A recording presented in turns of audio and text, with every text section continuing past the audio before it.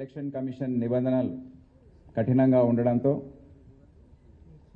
Officers చాలా మంది కొత్తగా సిటీ పోలీసులో చేరడం జరిగింది. ఇన్స్పెక్టర్ స్థాయి నుండి పై స్థాయి వరకు. మీ అందరికీ తెలుసు సిటీ పోలీసింగ్ కల్చర్ ఏదైతే ఉందో అది ఏ విధంగా ఉంటుందో. 24 గంటల పని, ఉదయం బందోబస్తులు, విఐపి విజిట్స్, ఆందోళన కార్యక్రమాలు ఇవన్నీ చూసుకున్న తర్వాత రాత్రి సమయంలో నైట్ డామినేషన్, నైట్ పాట్రోలింగ్ అవి ఉండడం చాలా అవసరం.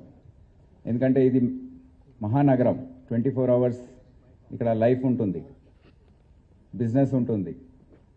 దానికి అనుగుణంగా మా పోలీసింగ్ వ్యవస్థ కూడా తయారుగా ఉండే అవసరం ఎంతైనా ఉంది. అయితే కొద్దిగా ఎక్స్పీరియన్స్ ఇటువంటి అంశాల్లో లేకపోవడంతో కొన్ని చిన్న చిన్న సంఘటనలు అక్కడక్కడ జరిగాయి. కానీ ఓవరాల్గా చూస్తే చాలా బాగా ఈ లా అండ్ ఆర్డర్ పరిస్థితి కాపాడడం అనేది జరిగింది. క్రైమ్ అకరెన్స్ అనేది గణనీయంగా కాకుండా ఒక సుమారుగా పెరిగింది. మనం వేరే అంశాల్లో చూస్తే dial 100 responses law and order సంబంధించిన వరకు దాదాపు 15-20 నిమిషాల వరకు తీసుకునే response from petrol cars, blue కోల్స్ అది సంవత్సరం పూర్తయ్యేసరికి దాన్ని ఇంప్రూవ్ చేసుకుంటూ 7 నిమిషాల కన్నా తక్కువ సమయంలో చేరుకునే పరిస్థితి వచ్చింది. అదే కాకుండా నైట్ పెట్రోలింగ్ సిస్టమ్ ఏదైతే ఉందో ఎన్ఎస్ఓ నైట్ సిటీ మొత్తం ఇన్ఛార్జ్ ఉంటారు, ఎన్జెడ్ఓస్ డివిజన్కి ఇన్ఛార్జ్ ఉంటారు, ఎన్ఆర్ఓస్ స్టేషన్కి ఇన్ఛార్జ్ ఉంటారు. వారు పక్కడబందీగా చేసే సిస్టమ్ ఏర్పాటు చేయడంతో చాలా మంచి రిజల్ట్స్ వచ్చాయి. పెట్రోల్ కార్స్ 129 పెట్రోల్ కార్స్ ఉన్నాయి. మొత్తం 100% పెట్రోల్ కార్స్ డిప్లాయ్ అయ్యే విధంగా 210 బ్లూ కోల్స్ సిటీలో రాత్రి సమయంలో తిరగాలి. అవి ఎట్టి పరిస్థితుల్లో ఎక్స్ట్రా ఫోర్స్ సిఆర్ నుండి ఇచ్చి కూడా అది నడిచే విధంగా మనము చర్యలు తీసుకున్నాము. కంటిన్యూ కావాలా?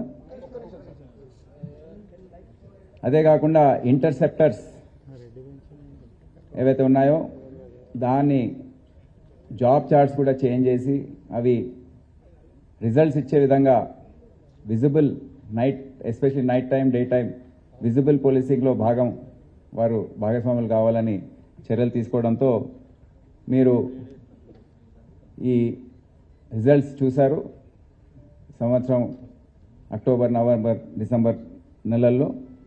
అదే కాకుండా గణేష్ మిలాద్ తర్వాత సౌండ్ పొల్యూషన్ పైన ఏదైతే చర్యలు తీసుకోవడం జరిగిందో అవి కూడా ప్రజలు చాలా హర్షించారు. ఇప్పుడు కూడా మెచ్చుకుంటున్నారు హైదరాబాద్ సిటీ పోలీస్ని. మాకు ఈ సౌండ్ పొల్యూషన్ న్యూసెన్స్ ఏదైతే చాలా విపరీతంగా పెరిగిందో గత 2-3 సంవత్సరాలుగా అది బాగా కంట్రోల్ అయింది. అప్పుడప్పుడు వస్తుంటాయి కంప్లైంట్స్, కానీ ఎక్కువ శాతం సౌండ్ పొల్యూషన్ పైన దృష్టి సారించడం, మేము దానికి సంబంధించిన వరకు డీజేస్ని ప్రొసెషన్స్ అండ్ రిలీజియస్ ప్రొసెషన్స్లో బ్యాన్ చేయడం, అన్ని పార్టీస్ చెందిన ప్రతినిధులు ఇక్కడికి వచ్చి వారి అభిప్రాయాలు తెలియజేయడం, దాని తర్వాత యాక్షన్ ప్లాన్ తయారు చేయడం, కింది వరకు తీసుకెళ్లడం, దాంతో ప్రజల ఆమోదం లభించింది. దాంతో విజయవంతంగా ఆ కార్యక్రమం మేము చేయగలుగుతున్నాం.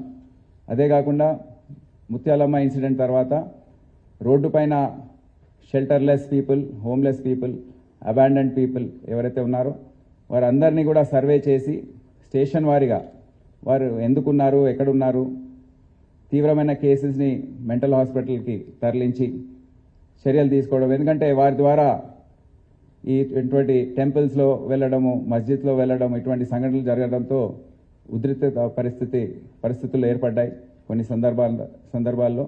అందుకే ఆ చర్యలు తీసుకోవడం జరిగింది. దానివల్ల కూడా చాలా మంచి చర్యలు, రిజల్ట్స్ మేము చూసాం.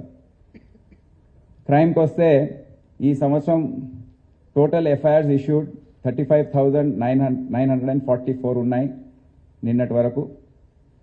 గత సంవత్సరంతో పోల్చుకుంటే అది 25,488 ఉంది. దాదాపు 40% ఎఫ్ఐఆర్స్ ఇష్యూ అయ్యాయి ఈ సంవత్సరం.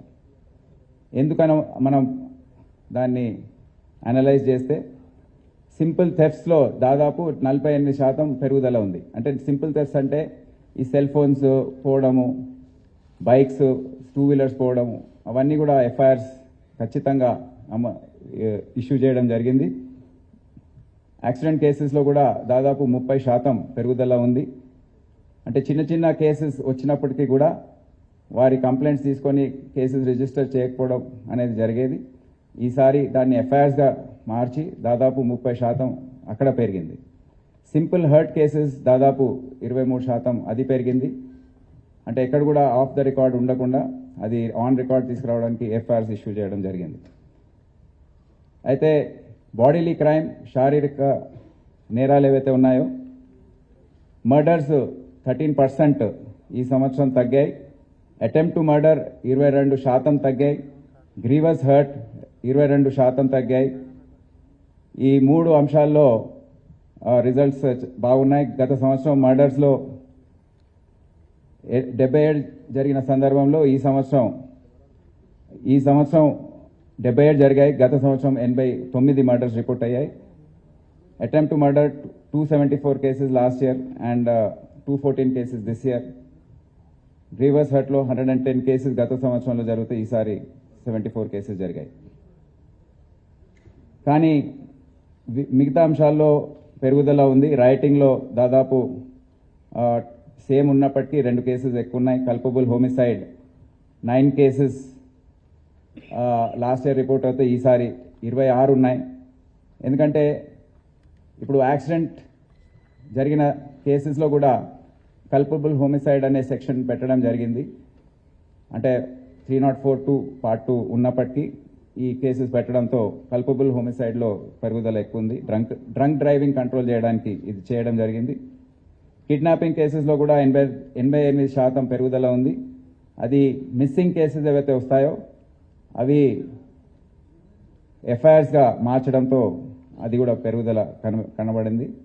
ప్రాపర్టీ క్రైమ్లో మనం చూసుకుంటే ఆస్తికి సంబంధించిన నేరాలు దాంట్లో 67% పెరుగుదల ఉంది. అంటే సింపుల్ థెఫ్ట్స్, టెక్నికల్ డెకాయిటీస్ ఏవైతే ఉన్నాయో నేను వివరాలు తెలియజేస్తాను. కానీ డిటెక్షన్ పర్సంటేజ్ ఏదైతే ఉందో అది 59% ఉంది.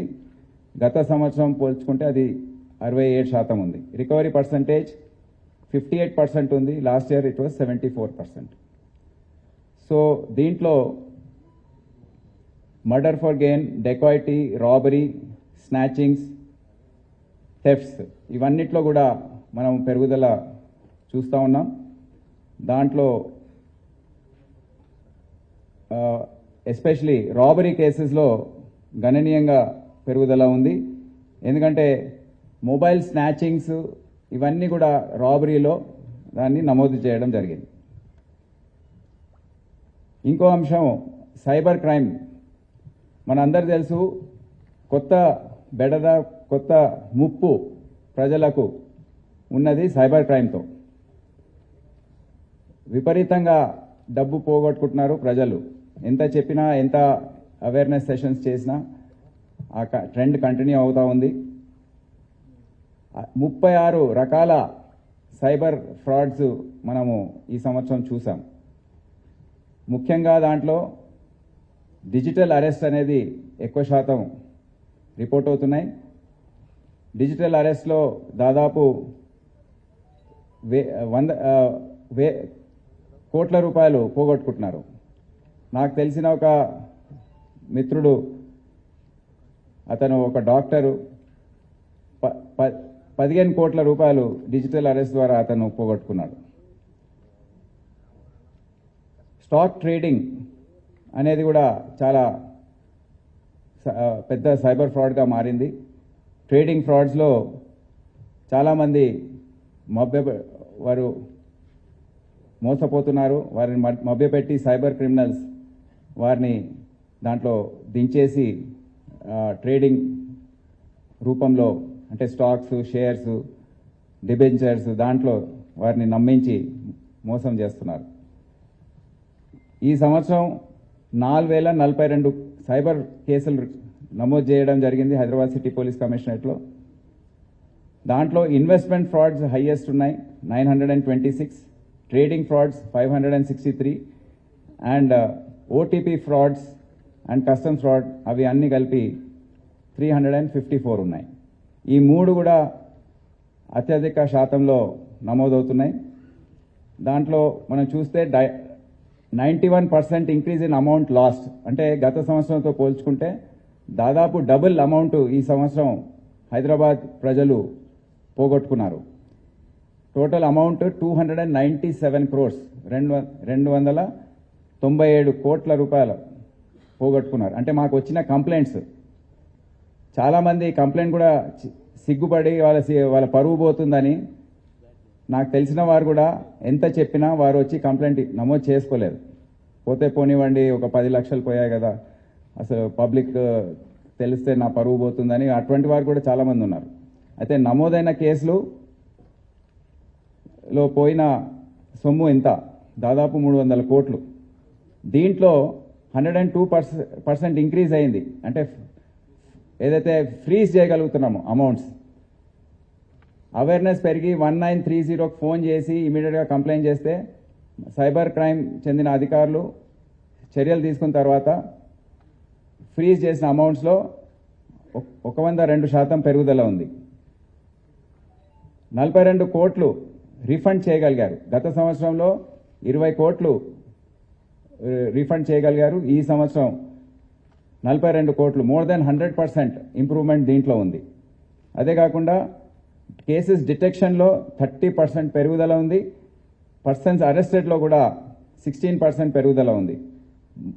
500 కన్నా ఎక్కువ మంది సైబర్ క్రిమినల్స్ని ఈ సంవత్సరం 2024లో హైదరాబాద్ సిటీ పోలీస్ చెందిన సైబర్ క్రైమ్ వింగ్స్ ద్వారా, స్టేషన్ ద్వారా అరెస్ట్ చేయడం జరిగింది. అది చాలా పెద్ద సంఖ్య. ఇది దీంట్లో మనం నోట్ చేసుకునే గ్యాంగ్స్ ఏవైతే అరెస్ట్ అయ్యాయో అవి మొత్తము గుజరాత్ రాష్ట్రానికి సంబంధించిన మాడ్యూల్ ఒకటి, రాజస్థాన్ రాష్ట్రానికి సంబంధించిన మాడ్యూల్ ఒకటి, సౌత్ ఇండియాకి సంబంధించిన మాడ్యూల్ ఒకటి. ఈ 3 మాడ్యూల్స్ ద్వారా పెద్ద సంఖ్యలో ఈ సైబర్ క్రిమినల్స్ని అరెస్ట్ చేయడం జరిగింది. అయితే మేము క్రమ కొద్దీ దీన్ని అనలైజ్ చేస్తే బ్యాంకింగ్ సిస్టమ్ సహాయం లేకుండా సైబర్ క్రిమినల్స్ ఆపరేట్ చేయలేరని మేము కనుక్కున్నాము. ఈ అన్ని సైబర్ క్రైమ్స్ కూడా ఒక లేయర్స్ ఆఫ్ బ్యాంక్ అకౌంట్స్ ద్వారా జరుగుతాయి. Transfer of money to a bank account, దాని తర్వాత వేరే బ్యాంక్ అకౌంట్, ఆ విధంగా లేయర్స్ ఆఫ్ బ్యాంక్ అకౌంట్స్కి ద్వారా ఈ మనీ అంతా కూడా సైఫన్ ఆఫ్ అయిపోతుంది. అయితే ఈ అన్నిట్లో బ్యాంక్ సంబంధించిన అఫీషియల్స్ వారి పాత్ర లేకుండా ఇది ఎట్లా జరుగుతుందని మేము ఆరా తీయడం స్టార్ట్ చేశాం. అయితే మాకు తెలిసింది ఏంటంటే ముఖ్యంగా కరెంట్ అకౌంట్స్ ఏవైతే ఉన్నాయో అవి ఓపెన్ చేయడానికి అవి మనము వెళ్తే అది చాలా కష్టము. కానీ ఈ ఫ్రాడ్స్టర్స్ ఎవరైతే ఉన్నారో ఈ కరెంట్ అకౌంట్ ఓపెనింగ్ సిస్టమ్ ఏదైతే ఉందో కేవైసీ వాళ్ళు సబ్మిట్ చేయాలి, ఆధార్ కార్డ్, పాన్ కార్డ్ ఇవన్నీ కూడా. అది సరి అయిన ఫీల్డ్ వెరిఫికేషన్ లేకుండా ఈ కరెంట్ అకౌంట్స్ అన్నీ కూడా ఓపెన్ చేస్తున్నారు. సో దాని ద్వారా కొంతమంది బ్యాంక్ ఆఫీషియల్స్ దీంట్లో కుమ్మక్కవుతున్నారు, కొంతమందికి తెలియట్లేదు, వాళ్ళకి పాత్ర ఏం లేదు. ఈ విధంగా మేము ఈ మధ్యనే యాక్సిస్ బ్యాంక్ సంబంధించిన ఒక మేనేజర్, వైస్ ప్రెసిడెంట్ని అరెస్ట్ చేశాము. ఇంకో డెప్యూటీ మేనేజర్, ఇంకో బ్యాంక్ సంబంధించిన డెప్యూటీ మేనేజర్ ఆర్బిఎల్ బ్యాంక్, అతన్ని కూడా వారి పూర్తి సహాయము పాత్ర ఈ సైబర్ క్రైమ్స్లో ఉంది అని తేలింది. సో వారిని కూడా అరెస్ట్ చేయడం జరిగింది. సో ఈ విధంగా వచ్చే సంవత్సరంలో సైబర్ క్రైమ్ పైన మేము ఎదురుదాడి చేసిన సందర్భంలో బ్యాంకింగ్ సిస్టంలో ఉన్న లోపాలు, వారి పాత్ర, దానిపైన పూర్తి స్థాయిలో మేము ఫోకస్ పెడతాము. అదే కాకుండా ఎస్టాబ్లిష్మెంట్స్ కంపెనీస్ ఓపెన్ చేయడానికి లేబర్ డిపార్ట్మెంట్ సంబంధించిన ఆఫీసర్స్ వారు కూడా లైసెన్సెస్ చాలా ఈజీగా ఇచ్చేస్తున్నారు. ఈజ్ ఆఫ్ డూయింగ్ బిజినెస్లో వీరు ఎస్టాబ్లిష్మెంట్ కంపెనీస్ ఓపెన్ చేయడానికి చిన్న చిన్న ఫర్మ్స్ ఓపెన్ చేయడానికి ఈజీగా ఇచ్చేస్తున్నారు. అది కూడా మేము అడ్డుకట్ట వేయడానికి ప్రణాళిక సిద్ధం చేశాం. సో సైబర్ సెక్యూరిటీ బ్యూరో మళ్ళీ నేషనల్ పోర్టల్ ఏదైతే ఉందో వారందరి సహాయంతో ఈ సైబర్ క్రైమ్స్ పైన ఉక్కుపాదం మోపాలని ప్రణాళిక సిద్ధం చేశాం. అదేవిధంగా మాదక ద్రవ్యాలు నార్కోటిక్స్ గురించి చెప్పాలంటే అది హెచ్నోని పూర్తి స్థాయిలో ఇప్పుడు రివైవ్ చేయడం జరిగింది. దాని స్ట్రెంగ్త్ కానివ్వండి, దాని ఆపరేషన్ సీక్వెన్స్ ఇవంతా కూడా చేసి ఈ సంవత్సరం దాదాపు 322 కేసులు నమోదు చేశారు. Drugs worth 13.5 crores have been seized and drugs disposal committee ద్వారా 10.56 crore worth drugs including 2.6 tons of ganja have been destroyed. ఇది కూడా పెద్ద పని. అంటే దానికి ఆ ప్రొసీజర్ అంతా ఫాలో చేసి డ్రగ్ డిస్పోజల్ డ్రగ్ డిస్ట్రక్షన్ చేయడం అనేది అంత సులభమైన పని కాదు. అది సిసిఎస్ అధికారులందరూ కూడా నార్కోటిక్స్ వింగ్తో కోఆర్డినేట్ చేసి చేయడం జరిగింది. 58 మంది డ్రగ్ పెడ్లర్స్ ట్రాన్స్పోర్టర్స్ని అరెస్ట్ చేయడం, 57 మంది కన్జ్యూమర్స్ని అరెస్ట్ చేశారు, 2 ఆఫ్రికన్స్ని డిపోర్ట్ చేశారు. సో దీనిపైన కూడా వచ్చే న్యూ ఇయర్లో 2025లో ఉక్కుపాదం మోపడం జరుగుతుంది. ఉమెన్ సేఫ్టీ వింగ్ అనేది గత సంవత్సరం కొత్తగా హైదరాబాద్ సిటీ పోలీస్లో సెపరేట్గా ఏర్పాటు చేయడం జరిగింది. దాంట్లో 7 women police stations, 7 జోన్స్లో 7 women police stations ఏర్పాటు చేశాము. భరోసా సెంటర్స్ ఉన్నాయి, షీ టీమ్స్ ఉన్నాయి. వీరందరూ కూడా దాదాపు 1465 కేసెస్ నమోదు చేశారు. 7% పెరుగుదల ఉంది. రెడ్ హ్యాండెడ్గా షీ టీమ్స్ 2208 ఈవ్ టీజర్స్ని పట్టుకున్నారు. ఇది 126% ఇంక్రీజ్ ఓవర్ లాస్ట్ ఇయర్. చాలా బాగా పనిచేశారు. పాక్సో రేప్ కేసెస్లో 5847 29% ఇంక్రీజ్ దీంట్లో ఉంది. దాంట్లో 33 కన్విక్షన్స్ ఇంక్లూడింగ్ 5 లైఫ్ కన్విక్షన్స్ రావడం అనేది చాలా నోట్ వర్ది అచీవ్మెంట్, చాలా క్రెడిటబుల్ అచీవ్మెంట్. 33 కన్విక్షన్లు రావడం ఒక సంవత్సర కాలంలో ఎప్పుడు జరగని పని. సిసిఎస్లో కూడా ఈ సంవత్సరం 250 కేసులు నమోదయ్యాయి, 381 మందిని అరెస్ట్ చేయడం జరిగింది. ఫ్రాడ్ అమౌంట్ 1035 crores అది డిటెక్ట్ చేయడం. నెంబర్ ఆఫ్ ప్రాపర్టీస్ అటాచ్డ్ 117 ప్రాపర్టీస్ని ఈ సంవత్సరం అటాచ్ చేయడం జరిగింది. ఇది గత సంవత్సరంతో పోల్చుకుంటే డబుల్ కన్నా ఎక్కువ ఉంది.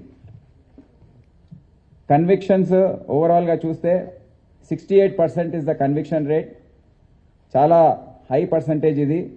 ఇంత పెద్ద కమిషనరేట్లో ఇన్ని కేసెస్ నమోదైనప్పుడు 68% conviction compare to last year 62% is a very good performance. దాంట్లో 661 మందిని కన్విక్ట్ చేయడం, దాంట్లో 7 లైఫ్, 8 మంది 20 సంవత్సరాల కన్నా ఎక్కువ కన్విక్షన్స్ వారికి ఇవ్వడం జరిగింది. ఇప్పుడు ట్రాఫిక్ బ్రాంచ్కి వస్తే 49 లక్షల కేసులు నమోదు చేయడం, 52,000 కేసులు డ్రంక్ డ్రైవింగ్లో నమోదు చేయడం. ఇది కూడా ఒక రికార్డు. డ్రంక్ డ్రైవింగ్ ఎన్ఫోర్స్ చేయడంతో ఈ సంవత్సరం ఫేటల్ యాక్సిడెంట్స్ 215కి తగ్గిపోయాయి. లాస్ట్ ఇయర్ 327 ఉంటే ఈ సంవత్సరం 215. 34% ఫేటల్ యాక్సిడెంట్ డెత్స్ జరిగాయి ఈ సంవత్సరం. So I congratulate the traffic branch for achieving this along with the law and order branch. Grievous ఇంజరీలో నమోదైన ఫిగర్స్ లాస్ట్ ఇయర్ 281 ఉంటే ఈ సంవత్సరం 203. ఎందుకంటే ఎన్ఫోర్స్మెంట్ గట్టిగా ఉంటే, నైట్ టైం ఎన్ఫోర్స్మెంట్ కూడా గట్టిగా ఉంటే ఈ ఫిగర్స్ నమోదు కావడం జరిగింది. అయితే మీరు ఇప్పుడే చూశారు ఒక అంశం, ట్రాన్స్జెండర్స్ని ట్రాఫిక్ అసిస్టెంట్స్గా తీసుకోవడం. అది ఇప్పుడే పూర్తి చేశాము. అది ఒక పెద్ద హైలైట్ లాగా మేము భావిస్తున్నాము. ఆపరేషన్ రోప్ అనేది తీవ్రతరం చేశాము. మీ అందరు తెలుసు, ట్రాఫిక్ ఫ్లో అనేది ఇప్పుడు 85 లక్షలకు చేరింది ఈ 3 కమిషనరేట్స్లో వాహనాల సంఖ్య. క్యారేజ్ వే కాన్సెప్ట్ ఏదైతే ఉందో, రోడ్డు అవైలబిలిటీ ఏదైతే ఉందో అది తగ్గుముఖం పడితే ట్రాఫిక్ జామ్స్ ఏర్పడతాయి. ఈ తగ్గుదల ఎందుకు జరుగుతుంది? ఫుట్పాత్స్ మీద షాప్ ఓనర్స్ ఎవరికైతే పర్మిషన్ ఉందో వారి షాప్స్ ముందు వేరే వారికి సబ్లెట్ చేయడము, వేరే అన్నీ కూడా పెట్టడము, దాని ద్వారా ఏవైతే వాహనాలు ఆగాలో అవి రోడ్డు పైన ఆగడం, క్యారేజ్ వే తగ్గిపోవడం అనేది మూల కారణం మన ట్రాఫిక్ జామ్స్కి. సో అది ట్యాకిల్ చేయడానికి అది గుర్తించి ట్రాఫిక్ డిపార్ట్మెంట్ జిహెచ్ఎంసీ సహాయంతో, లా అండ్ ఆర్డర్ పోలీస్ సహాయంతో ఈ ఆపరేషన్ రోప్ అనేది గత 2-3 నెలలుగా గట్టిగా చేస్తున్నాము. వచ్చే సంవత్సరంని దీంట్లో ఒక ప్రణాళికబద్ధంగా సుప్రీంకోర్టు ఆర్డర్స్ ప్రకారం టౌన్ వెండింగ్ కమిటీస్ ఫామ్ చేసి, ఎందుకంటే ప్రతినిధులు ఎవరైతే ఉన్నారో వారి సహాయం, వారి సహకారం లేకపోతే ఈ ట్రాఫిక్ ఎంక్రోచ్మెంట్స్ తీయడం అనేది కష్టమని మన అందరికి తెలిసిన విషయమే. సో వారి పూర్తి సహాయం దీంట్లో తీసుకొని ఎవరైతే పేద హాకర్స్ ఉన్నారో వారిని ఎక్కడ పెట్టాలి, orange zone, green zone, red zones అనే ఉన్నాయి, బ్లూ జోన్స్, ఎక్కడ ఈ జోన్స్ ఉండాలి, ఎక్కడెక్కడ ట్రాఫిక్ ఇబ్బంది అవుతుంది అనేది గుర్తించి టౌన్ వెండింగ్ కమిటీస్లో ప్రతినిధులు ఉంటారు, గవర్నమెంట్ ఆఫీషియల్స్ ఉంటారు, వారందరూ కూర్చొని డిసైడ్ చేసి ఈ టౌన్ వెండింగ్ కమిటీస్ ద్వారా ముందుకు వెళ్తారు. ముఖ్యంగా traffic branch, Cyberabad, Rachakonda traffic బ్రాంచెస్తో సమన్వయం ఏర్పాటు చేసుకొని ఈ ప్రజలకు, ఎందుకంటే ఇది ఒకటే ఫంక్షన్ పోలీస్ డిపార్ట్మెంట్లో 100% పబ్లిక్కి టచ్ చేసేది ట్రాఫిక్ డిపార్ట్మెంట్. సో దానికి మీరు ఎప్పుడు కూడా దాన్ని నెగ్లెక్ట్ చేసే అవకాశం లేదు. చేస్తే మాకే ముప్పది. ఎందుకంటే ప్రజలంతా గొడవ చేస్తున్నప్పుడు మరి పోలీస్ బాగా పనిచేయట్లేదని అభిప్రాయం ఏర్పడుతుంది. అందుకే traffic branch has to live up to that. అందరు కూడా వెసులుబాటు ఉండే విధంగా, ఇంటికి ఆఫీస్కి తొందరగా చేరుకునే విధంగా మేము ట్రాఫిక్ బ్రాంచ్ని ఇంకా రీఓరియంట్ చేస్తామని మేము అందరికి తెలియజేస్తున్నాం.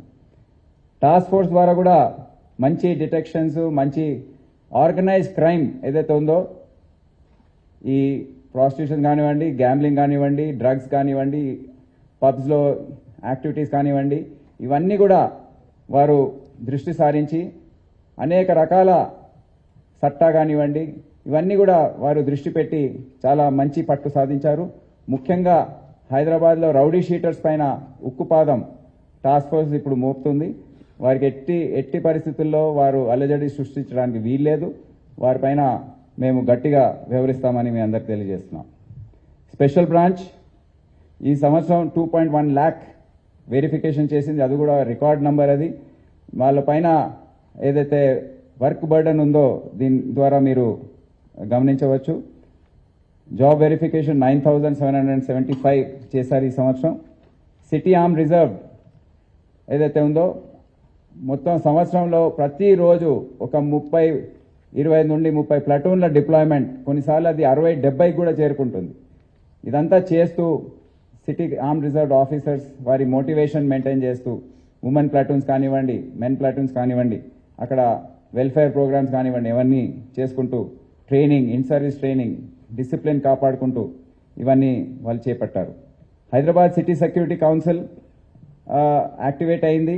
వారు సమిట్స్ ఏర్పాటు చేశారు, సెక్యూరిటీ సమిట్ ఏర్పాటు చేశారు, సైబర్ క్రైమ్ పైన హ్యాక్ సమిట్ ఏర్పాటు చేశారు.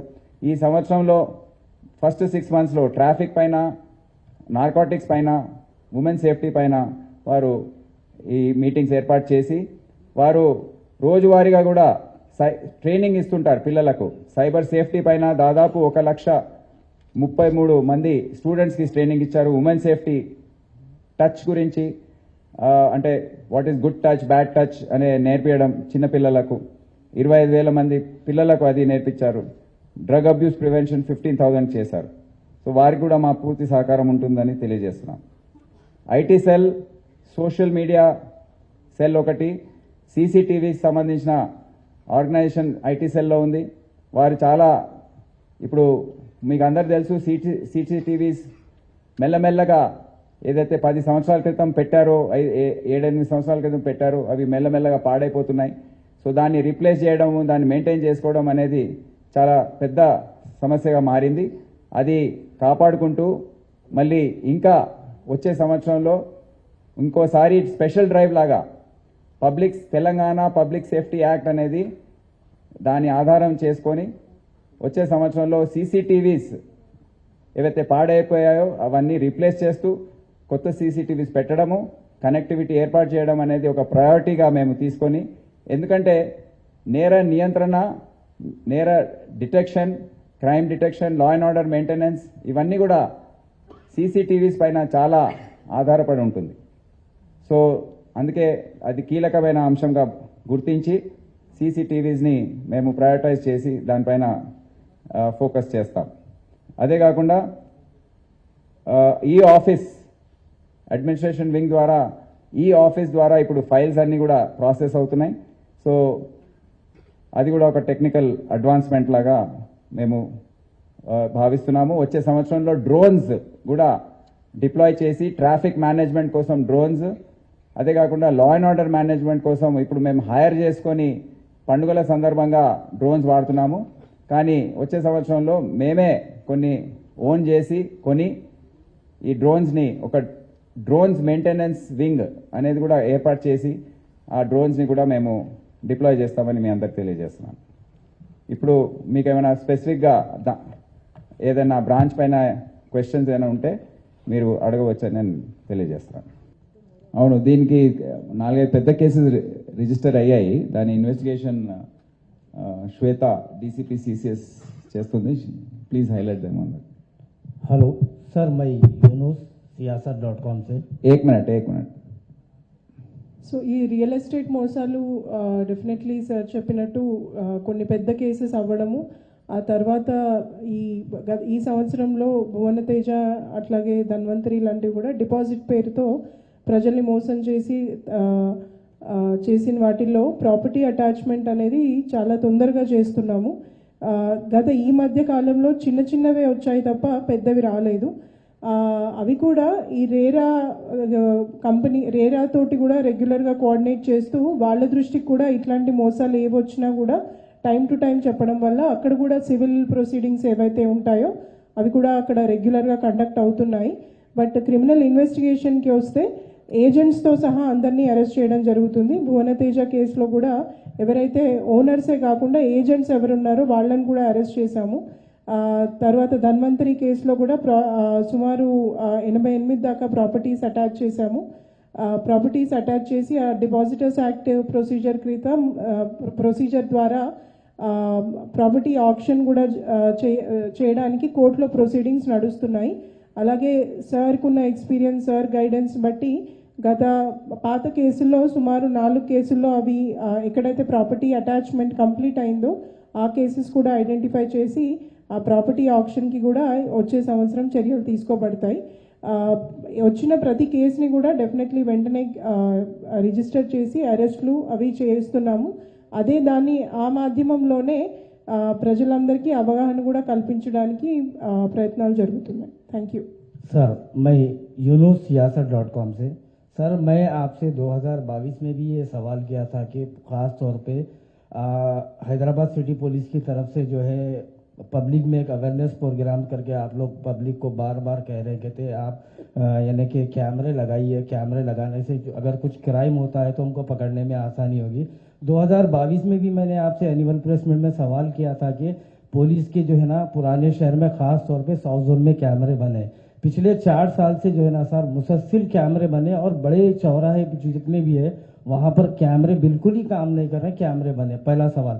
और दूसरा सवाल ये है सर, आप लोग ऑपरेशन रूप के नाम से जो हैदराबाद सिटी पुलिस जो काम कर रही है यानी कि फुटपाथ पे जो इलीगल इंक्रोचमेंट को जो ना बर्खास्त कर रहे हैं आप, बहुत अच्छा काम है सर। मगर दूसरी तरफ रेस्टोरेंट्स और बड़े होटल्स के पास जो इलीगल पार्किंग हो रही साहब, उस पर कार्रवाई क्यों नहीं हो रही? और एक तीसरा सवाल है सर, लास्ट सवाल, कि ट्रैफिक पुलिस की तरफ से जो है सिग्नल्स पे जो है यानी कि सिग्नल्स है पुराने शहर में खास तौर पे कई सिग्नल्स जो है ना सर नाकारा है, और वो नाकारा सिग्नल्स पे जो है ना ट्रैफिक के कोई जवान मौजूद नहीं रहते, और कोई ऐसे छोटे चौराहे हैं जहां पर ट्रैफिक के कांस्टेबल फोन में जो है ना बैक साइड ठहर के फोटोज खींच रहे हैं विदाउट हेलमेट के सर। ये बहुत जरूरी है सर। ठीक, ये सीसीटीवी के बारे में आप सब जानते हैं कि सीसीटीवी तो फ्री नहीं आता, कोई ना कोई इस पर खर्च करना पड़ता। तो वो 2014, 15, 16 में एक स्पेशल ड्राइव था वो, कि सबके पास जाकर हम उनको मनाते थे। Resident welfare association, colony associations, building में जो रहते हैं सबसे मीटिंग्स करके हम उनको एक कैमरा लगाने से 100 पुलिस मैन का काम करेगा वो, ये उनको समझाए थे। तो जब एक आवाम में भी एक भरोसा आ गया था और सब पुलिस ऑफिसर्स उसमें इन्वॉल्व थे और वो अपने आप आगे आकर सीसीटीवीज लगाने शुरू किए। इससे नेनु सैतम जो है, जो दुकानों के पास कैमराज रहते वो 6 लाख तक पहुंच गए। 10,000 कम्युनिटी सीसीटीवीज जो पब्लिक अपना एमपीज एमएलएस भी अपने फंड्स में से थोड़ा इसके लिए देकर सीसीटीवीज लगाने के लिए वो हमको पैसा दिए थे, मतलब जो ऑर्गेनाइजेशन के द्वारा करना है। उसी तरीके से गवर्नमेंट से भी 10,000 कैमरा लगाने का एक 500 करोड़ का एक प्रोजेक्ट हुआ था। फिर सेफ सिटी में ये 4 तरीके के प्रोजेक्ट हैं। वुमेन सेफ्टी भरोस, ये निर्भया प्रोजेक्ट जो है उसमें उसके तहत 3,500 कैमरा लगाए गए। तो क्या हो गया कि पिछले 5-6 साल में ये कैमरा खराब होने लगे और जब भी हम आवाम के पास जाकर बोलने लगे कि देखो भाई एक कैमरा खराब हो गया है, आप थोड़ा आप कॉलोनी वाले मिलके इसको लगाओ, तो वो आगे आना बंद कर दिए। मतलब हम वो बोलने लगे कि हम कितने बार खर्च करेंगे, ये हम एक बार कर दिए, आप आगे चल के आप ही कीजिए, इसको मेंटेन करने का कुछ तरीका गवर्नमेंट को निकालना चाहिए। तो जो आवाम से आ रही थी, जो मदद आ रही थी, वो थोड़ा कम हो गई। तो हमको फिर ये ड्राइव जो है टेकअप करना है और धीरे धीरे इसका जो काम कर रहे हैं कैमराज वो कम होते जा रहे हैं। वो अच्छी बात नहीं है, क्योंकि हैदराबाद शहर जो है और जो तेलंगाना में जो कैमराज हैं वो 60%, देश में जो कैमराज हैं टोटल उसका 60% नंबर हमारे तेलंगाना के रियासत में है। तो उसको हम मेंटेन करेंगे। इसीलिए मैंने अपने एड्रेस में भी कहा कि सीसीटीवीज हमारा एक प्रायोरिटी एस्पेक्ट रहेगा। तो बाकी जो ट्रैफिक के हैं वो ट्रैफिक एडिशनल सीपी साहब उसके बारे में जिक्र करेंगे। Sir Amjad Urdu TV sir एक छोटा सवाल है ट्रैफिक के ताल्लुक से ही है सर। वो सिग्नल्स नहीं काम कर रहे और कुछ पूछे थे ना, और पार्किंग का, ये दोनों चीज पर टाइगर ऑफिसर बोलेंगे। Good afternoon, sir. As you pointed out by you, actually there are 213 signals in Hyderabad. All 213 signals are working. Not a single signal is dysfunctional, number one. Number two, some of the signals have been removed during the course of the development of flyovers, like Steel Bridge, Chandranagutta flyover.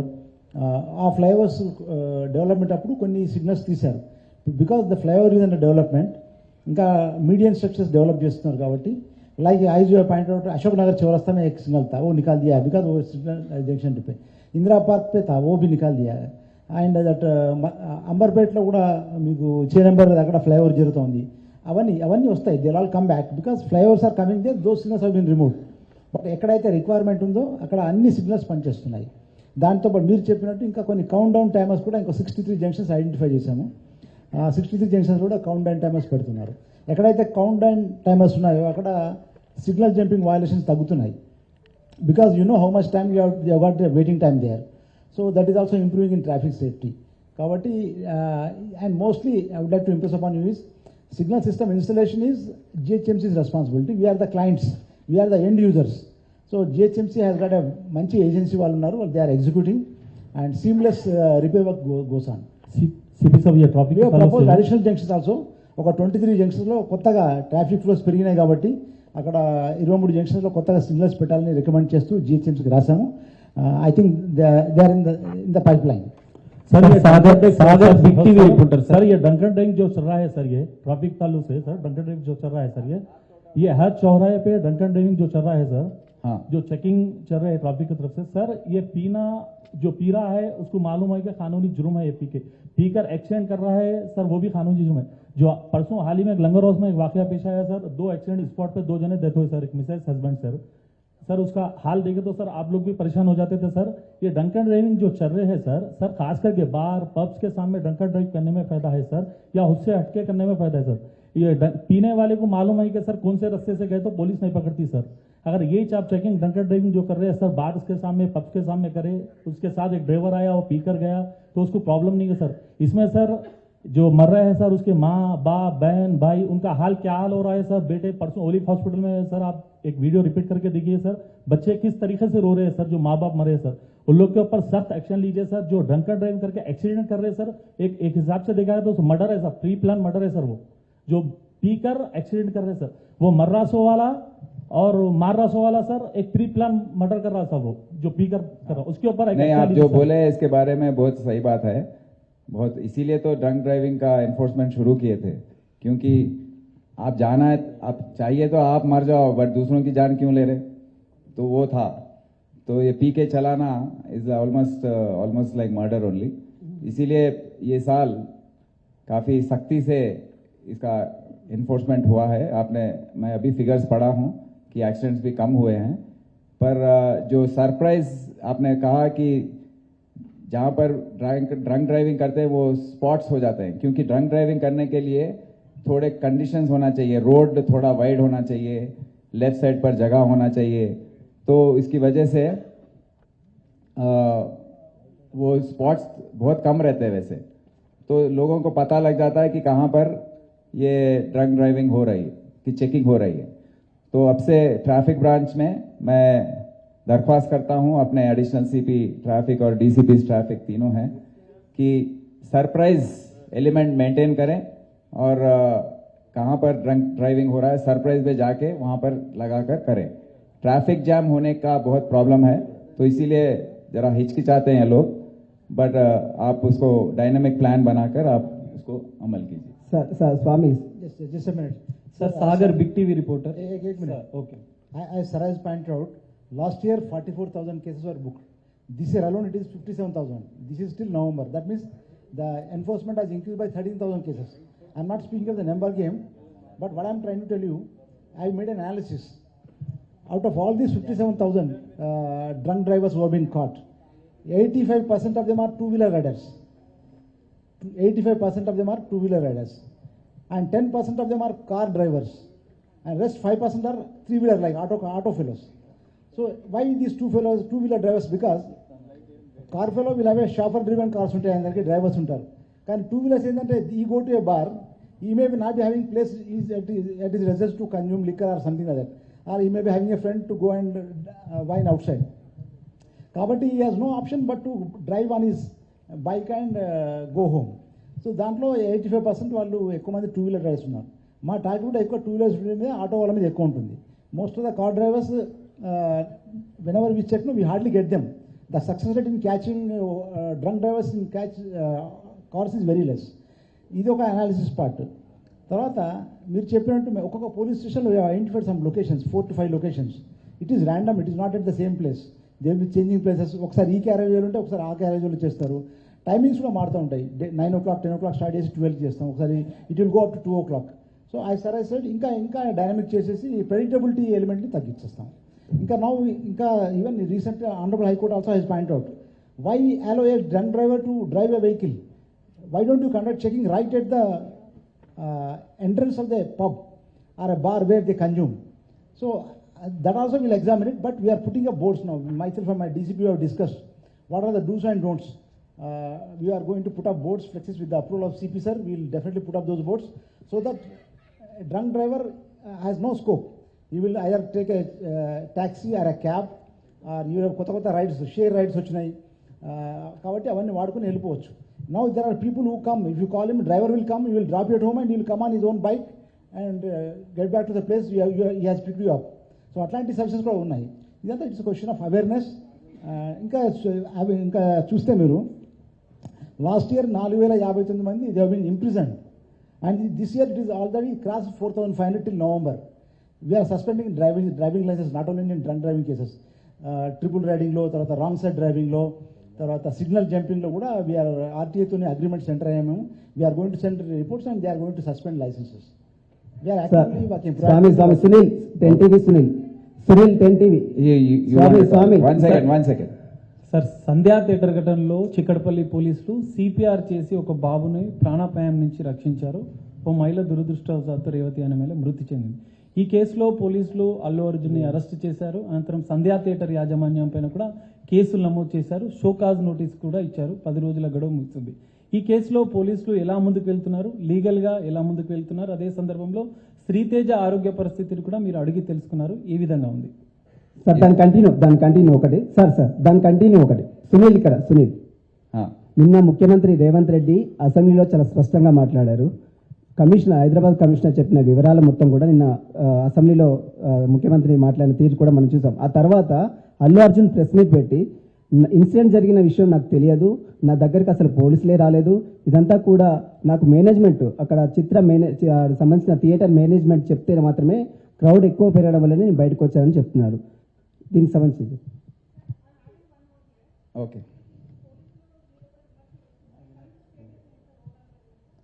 Okay, ఈ case ఇప్పుడు దర్యాప్తు స్టేజ్లో ఉంది కనుక మేము ఎక్కువ దీని గురించి మాట్లాడలేము.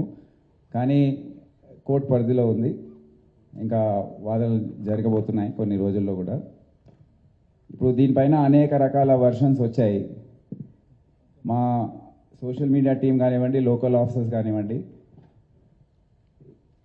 నిన్న జరిగిన ప్రెస్ మీట్ ప్లస్ నిన్న అసెంబ్లీలో జరిగిన చర్చ, దాని గురించి మేము కూడా ఒక వారం రోజుల నుండి దాదాపు ఒక 10,000 కెమెరాస్ అంటే సెల్ ఫోన్లో చాలామంది రికార్డ్ చేశారు. అక్కడ ఉన్న సోషల్ మీడియా ద్వారా మీ ఛానల్స్ రికార్డ్ చేసిన బైట్స్ అవన్నీ కూడా అనలైజ్ చేసి క్రోడీకరించి ఒక 10 నిమిషాల వీడియో ఒకటి తయారు చేశారు. దయచేసి మీకు అది చూపిస్తాను. నేను దీని గురించి ఎక్కువ కమెంట్ చేయదలుచుకోలేదు. అది చూసి మీరే ఒకసారి మీరు ఆలోచించుకోండి, నిర్ణయించుకోండి ఏం జరిగిందో.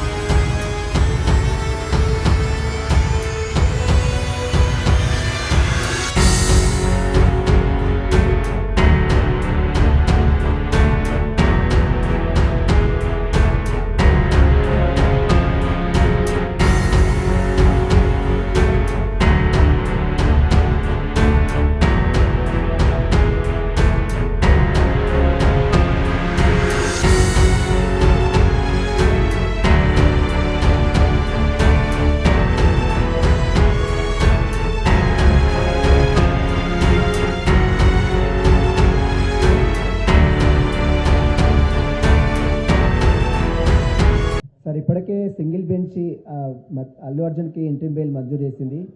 మళ్ళీ అప్పీల్ పిటిషన్ వేసే అవకాశం ఉందంటారా సార్? ఇక్కడ సునీల్ సార్ స్వామి ఇక్కడ ఇప్పటికే సింగిల్ బెంచ్ అల్లు అర్జున్కి ఇంట్రీమ్ బెయిల్ గ్రాంట్ చేసింది, అంటే మధ్యంతర బెయిల్ ఇచ్చింది. దీన్ని అప్పీల్ చేసే అవకాశం ఉందా మళ్ళీ?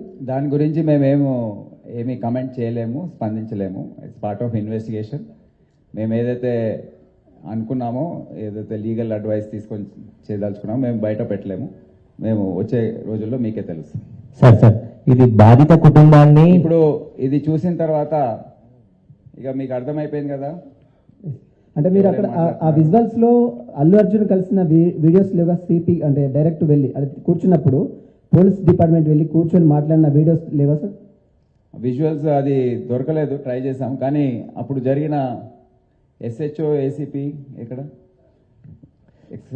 సార్ ఇది ఇప్పుడు బాధిత కుటుంబాన్ని sir Suresh sir big team ఇక్కడ సార్ బాధిత కుటుంబాన్ని అల్లు అర్జున్ టీం కానీ మైత్రి మూవీస్ టీం కానీ బెదిరింపులకు దిగిందా, లేకుంటే వాళ్ళని బయటికి వచ్చి మాట్లాడొద్దు అని చెప్పేసి కూడా బెదిరించారని చెప్పేసి కూడా తెలుస్తుంది. దీనిపైన మీకు ఆ కుటుంబ సభ్యులు ఏమైనా ఫిర్యాదు చేశారా? మీరు వెళ్ళి కలిసినప్పుడు ఆ విషయం ఏమని చెప్పారా సార్ మీకు?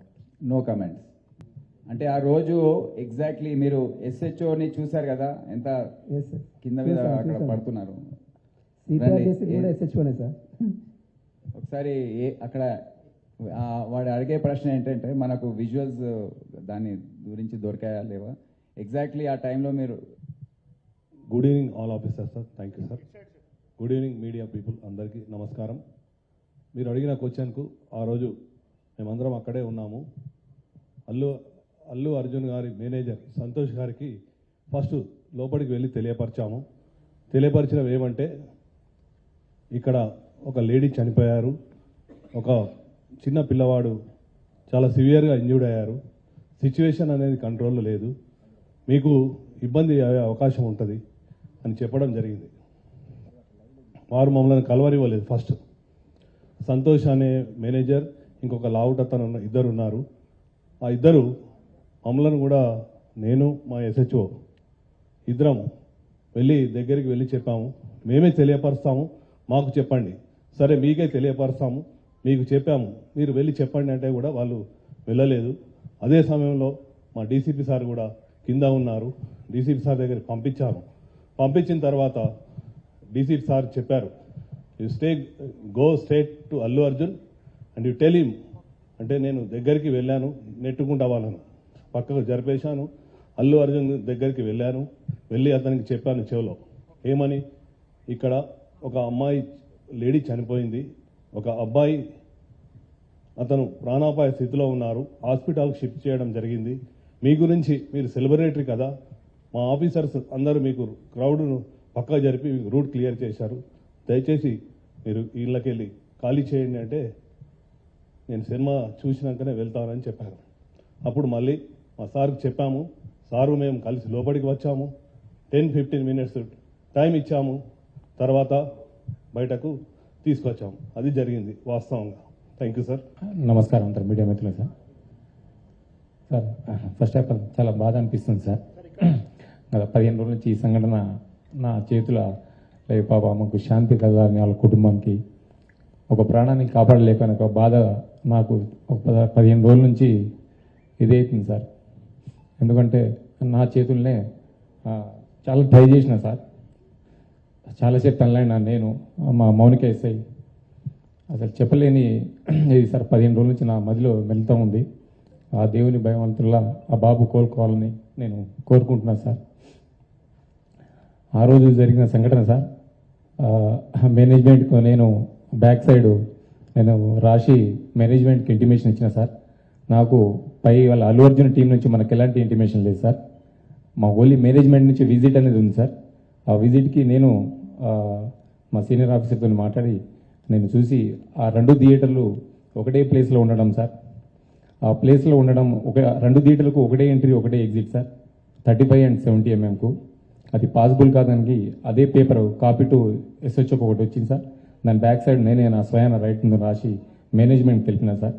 వాళ్ళ అల్లు అర్జున్ టీంకు కాంటాక్ట్ మాకు లేదు సార్. సో మేనేజ్మెంట్ వాళ్ళకి ఇంటిమేషన్ చేయాలి సార్. అది సో ఇంకోటి సార్, బిఫోర్ 2 hours నుంచి నేను స్ట్రగుల్ చేస్తున్నా. మీడియా మిత్రులందరూ ఉన్నారు, చాలామంది, ఒక దాదాపు 100 మంది ప్రెస్సులు ఉన్నారు. 2 hours నుంచి మేము, మా SI Mounika, lady officer, so ఎంతోగానో ట్రై చేస్తున్నాం క్రౌడ్ ఫుల్ కంట్రోల్ చేయడానికి. సో మేనేజ్మెంట్ మా ఎదురుగానే ఆ గ్రిల్ గిట్స్ ఇరగడము, నేను పడిపోవడం, దేవుని వల్ల అది భగవంతుని ఈ రోజులు ఉన్నామంటే అది ఎవరున్నా కానీ ఫస్ట్ ఆఫ్ ఆల్ నేనే పోతాను అనుకున్నా సార్. ఆ సిచ్యుయేషన్ అట్లా అయిపోయింది ఆడ. సో ఎమ్మటే నేను మేనేజ్మెంట్ నా ముంగట్నే ఉన్నారు, నాగరాజు, సమ్ అదర్ మేనేజ్మెంట్ ఏవో వాళ్ళందరూ ఉన్నారు. సో వాళ్ళు చూస్తూ ఉన్నారు, వాళ్ళ కళ్ళతో చూస్తూ ఉన్నారు. 2 hours కూర్చొని నేను ఇంటిమేషన్ చేసిన. సో మీరు ఇంటిమేషన్ చేయండి, క్రౌడ్ ఇట్లా ఉంది, ఇది పాసిబుల్ కాదని కూడా నేను స్వయం నా ఓవరాల్గా కూడా చెప్పిన అక్కడ సంఘటన జరిగేటప్పుడు సార్.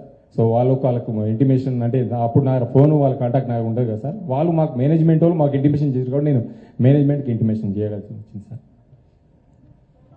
సార్ ఈ అల్లు అర్జున్ మాత్రం ఇక్కడ సార్, అల్లు అర్జున్ మాత్రం నేను వస్తున్నట్లు చాలా క్లియర్గా మేము పర్మిషన్ తీసుకున్నామని అల్లు అర్జున్ చెప్తున్నారు ఇక్కడ. ఇప్పుడు దీని మీద ఇంకా ఫర్దర్ క్వశ్చన్స్ వద్దు, ఇంకా ఆన్సర్స్ వద్దు. మీరు అంతా చూశారు, ఇక మీకు ఎటువంటి మనసు ఉందో దాన్ని బట్టి మీరు దీన్ని అర్థం చేసుకోండి. Sir one last question sir. ఇది ప్రజల ముందు ఇది వెళ్తుంది. ఎవరికైతే కనీస జ్ఞానం ఉంటుందో వారికి అర్థమైపోతుంది ఏం జరిగిందో. సార్ ఇక్కడ థియేటర్కి 12వ తారీఖు నోటీసులు ఇచ్చారు, 22వ తారీఖు కల్లా దీన్ని క్లోజ్ చేసి మీరు వివరణ ఇవ్వాలని కోరారు.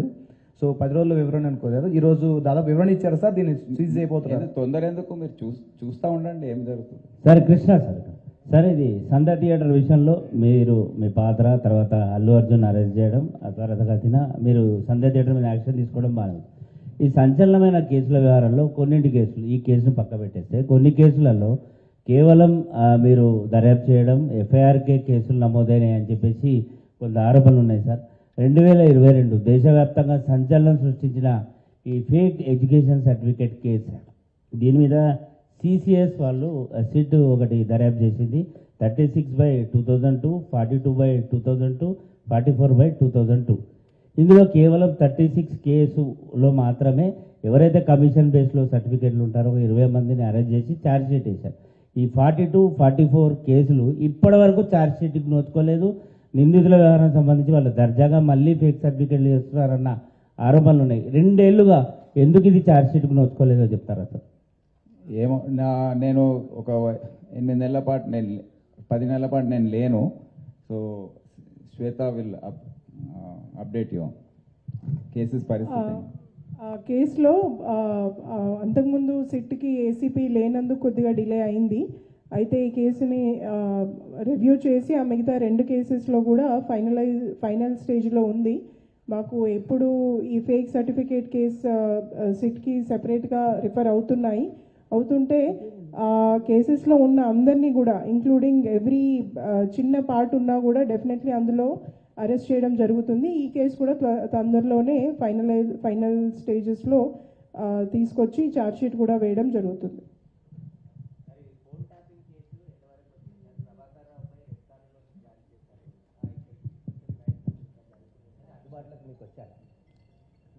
దాంట్లో ప్రయత్నాలు జరుగుతున్నాయి, ఎందుకంటే ఇది చాలా సుదీర్ఘమైన ప్రాసెస్. అది రెడ్ కార్నర్ నోటీస్, దానికి ఎన్నో కండిషన్స్ ఫుల్ఫిల్ కావాలి.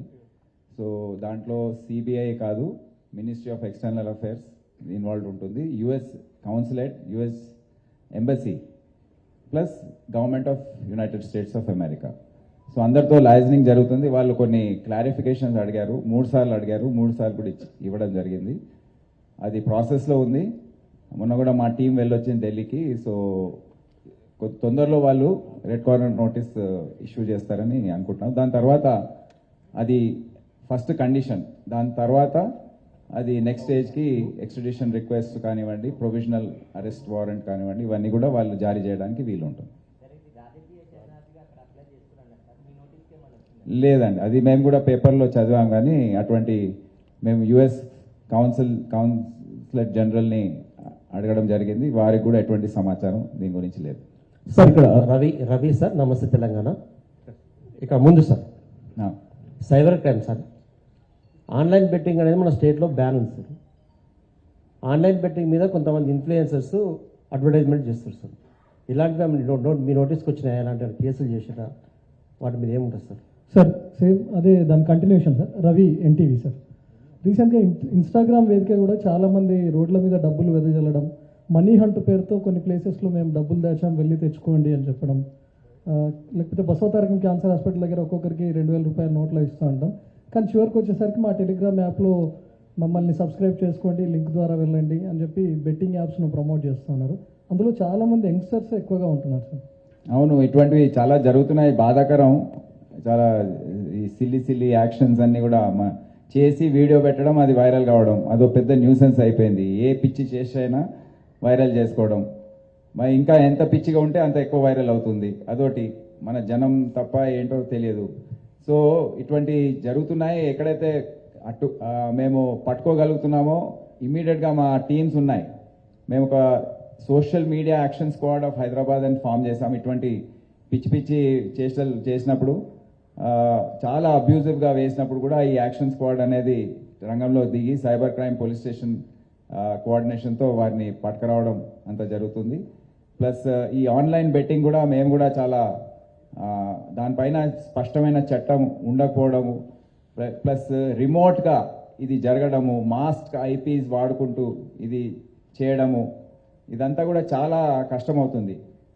ఉదాహరణకు మేము రాజస్థాన్ మరియు గుజరాత్ నుండి సైబర్ క్రైమ్ డీసీపీ ఆధ్వర్యంలో టీమ్స్ వెళ్ళి వాళ్ళని తీసుకొచ్చే సందర్భంలో ఏదైతే కష్టాల్ని ఎదుర్కొన్నారో వాళ్ళు, అక్కడ లోకల్ పబ్లిక్ గ్రామస్తుల వాళ్ళ దాడులు, లోకల్ పోలీస్ సహాయ నిరాకరణ, ఇటువంటివన్నీ కూడా ఎదుర్కొని వీళ్ళని పట్టుకురావడం జరుగుతుంది.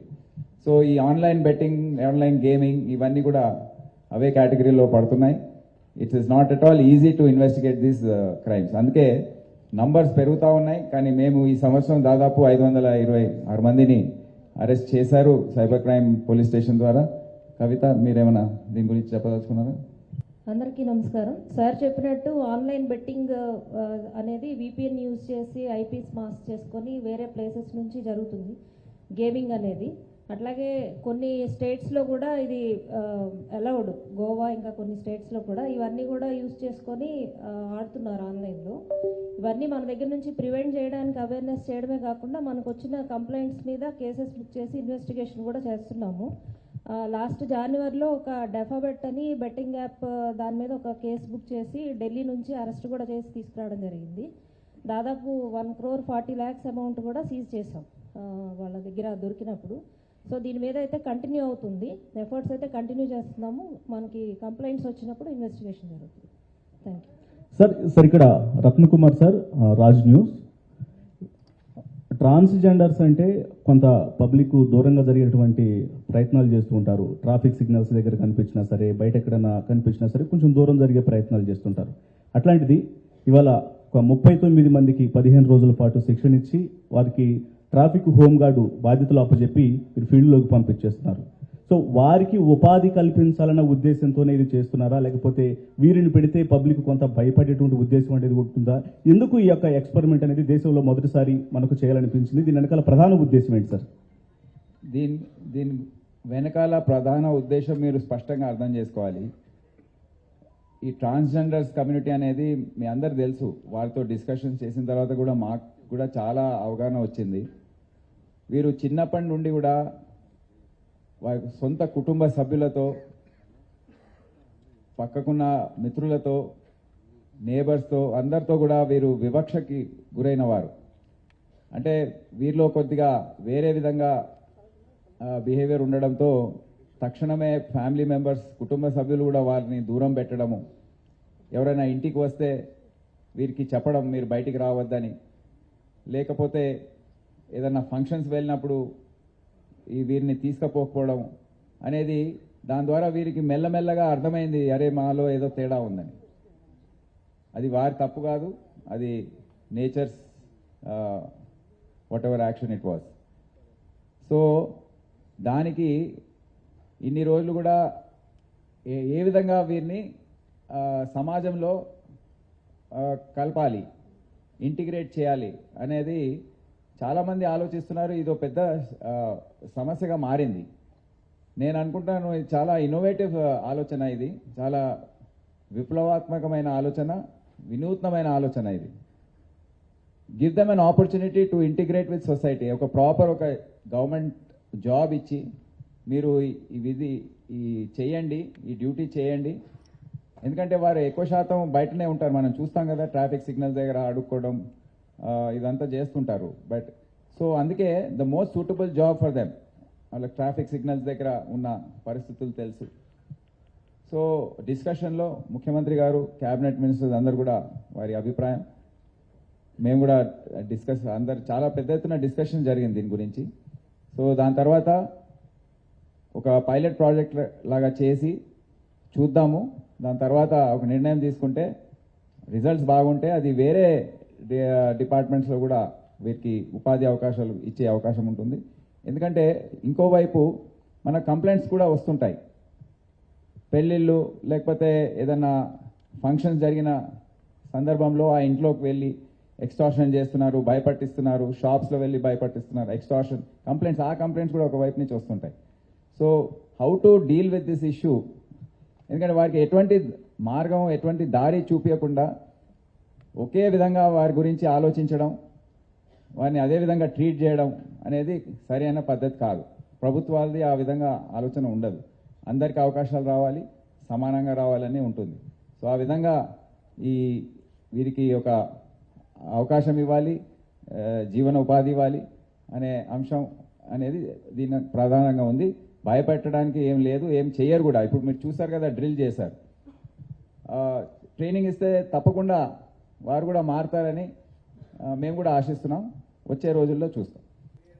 ఇక చాలండి సార్ ఇక 31st ఎవ్రీ ఇయర్ వస్తుంది. ఎవ్రీ ఇయర్ మేము అదే చెప్తాము, మీరు అదే అడుగుతారు. సార్ అమరేందర్ రెడ్డి చాలా ఛేదించారు సార్. హియర్ డ్రగ్స్ కేసుకు సంబంధించి చాలా మంది అరెస్ట్ చేశారు, కొన్ని కోట్ల రూపాయల వరకు కూడా అది రికవరీ చేస్తున్నారు. కానీ వీసా గడువులు ముగిసిన తర్వాత కూడా పారామౌంట్ కాలనీ లాంటి ప్రదేశాల్లో చాలా వరకు నైజెన్స్ వస్తున్నారు, ఉంటున్నారు. వాళ్ళు ఇక్కడ కొంతమంది డ్రగ్స్ కూడా సప్లయర్గా చేస్తూ ఉన్నారు. సో వీటికి సంబంధించి ఫర్దర్గా ఏ విధంగా ఉండబోతుంది సార్ మీ యాక్షన్ కావచ్చు? అదే ఇప్పుడు వచ్చే సంవత్సరంలో దీనిపైన ఉక్కుపాదం మోపుతామండి తప్పకుండా. ఎస్పెషలీ నైజీరియన్స్, ఆఫ్రికన్స్ వారి ద్వారా సమస్య ఎక్కువగా ఉంటుంది. సో మాకు ఇన్ఫర్మేషన్ ఉంది. సో వారిని డిపోర్ట్ చేయడం అనేది కూడా ఒక పెద్ద ప్రాసెస్. అది చాలా లెందీ ప్రాసెస్, కాస్ట్లీ ఎఫైర్. అది మా భారం అంతా మా పైనే పడుతుంది. సో ఇవన్నీ కూడా ఆలోచించి ఏ విధంగా చేయాలి, ఎందుకంటే ఇది దేశవ్యాప్తంగా ఉన్న సమస్య. ఏదో కేవలం హైదరాబాద్లో నైజీరియన్స్ ఉన్నారని కాదు, ముంబై, బెంగళూరు, గోవా, ఢిల్లీ ఇటువంటి పెద్ద పట్టణాల్లో చాలామంది చేరుకున్నారు. అది international relations between India and African nations సంబంధించిన ఇష్యూ, మ్యాక్రో ఇష్యూ అది. సో అందుకే సెంట్రల్ గవర్నమెంట్ కూడా ఒక స్థాయి వరకు యాక్షన్ తీసుకునే వారికి సత్తా ఉంది. దాన్ని దాటి యాక్షన్ తీసుకుంటే చాలామంది భారతీయులు ఆఫ్రికన్ నేషన్స్లో నివసిస్తున్నారు, బిజినెస్ చేస్తున్నారు. సో వారిపైన ఏమన్నా ఎఫెక్ట్ ఉంటుందా అనేది కూడా దేశ స్థాయిలో ఆలోచించే అంశం. అందుకే the actions are not as we have wanted.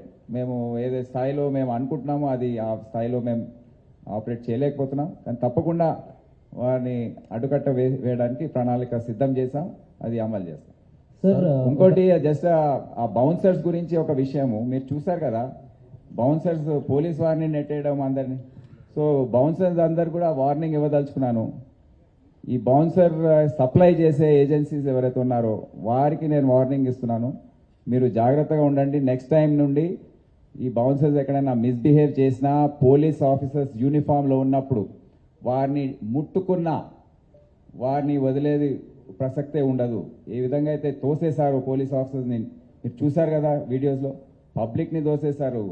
వాళ్ళే గేట్స్ ఓపెన్ చేస్తున్నారు, వాళ్ళే క్లోజ్ చేస్తున్నారు, వాళ్ళే అన్నీ చేస్తున్నారు అక్కడ. సో ఈ విధంగా వ్యవహరిస్తే మళ్ళీ లా అండ్ ఆర్డర్ పోలీస్ ఏం చేస్తుందండి? It's becoming a challenge. So ఇప్పటి నుండి విఐపీస్, వివిఐపీస్ ఎవరైనా కానివ్వండి, పూర్తి బాధ్యత వారిదే ఉంటుంది. వారి బౌన్సర్స్ ఏ విధంగా వ్యవహరిస్తారు పూర్తి బాధ్యత వారిదే ఉంటుంది. బౌన్సర్స్ సప్లై చేసే ఏజెన్సీస్దే ఉంటుంది. వారిని అడ్డుకట్ట వేసే అవసరం ఉంది. జాగ్రత్తగా వ్యవహరించండి, ఆలోచించి మీ స్టెప్స్ తీసుకోండి. మీరు చర్య ఏదైతే యాక్షన్ తీసుకోబోతున్నారో దానివల్ల ప్రజలకు ఏమైనా నష్టం కలుగుతుందా అది ఆలోచించే బాధ్యత కూడా ఆ కన్సర్న్ విఐపిదే. ఇది తర్వాత ఇదైంది అదైంది ఎక్స్ప్లెనేషన్స్ ఏవి కూడా పని చేయవు. It is their responsibility and we have to be responsible people. So ఇదంతా మీ ద్వారా నేను తెలియజేయదలుచుకున్నాను. Thank you. Jai Hind. Sir ఒక క్వశ్చన్ సార్